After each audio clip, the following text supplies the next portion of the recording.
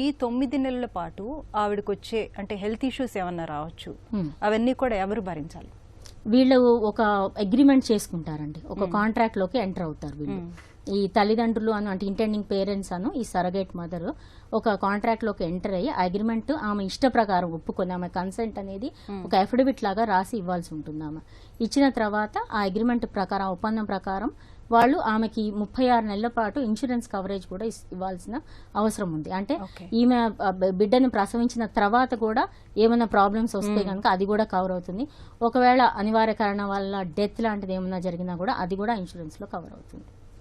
And ఈ parents ఎలాగంటే judicial first class magistrate కోర్టులో సెక్షన్ 4 ఆఫ్ ది యాక్ట్ ప్రకారము వాళ్ళు ఒక అప్లికేషన్ పెట్టుకోవాలి. దట్ మాకు ఇట్లాగా మెడికల్ బోర్డు, డిస్ట్రిక్ట్ మెడికల్ బోర్డుని వీళ్ళు అప్రోచ్ అయితే ఈ పేరెంట్స్లో ఇద్దరిలో ఎవరైనా ఒకళ్ళకి కానీ ఇద్దరికి కానీ ఒక మెడికల్ ప్రాబ్లం ఉంది, మెడికల్ ఇండికేషన్ ఆఫ్ సరగసీ అని, అంటే సరగసీ ద్వారా వీళ్ళని బిడ్డని కనాల్సిన అవసరం ఉంది అని చెప్పి వాళ్ళు ఒక సర్టిఫికేట్ ఇస్తారు.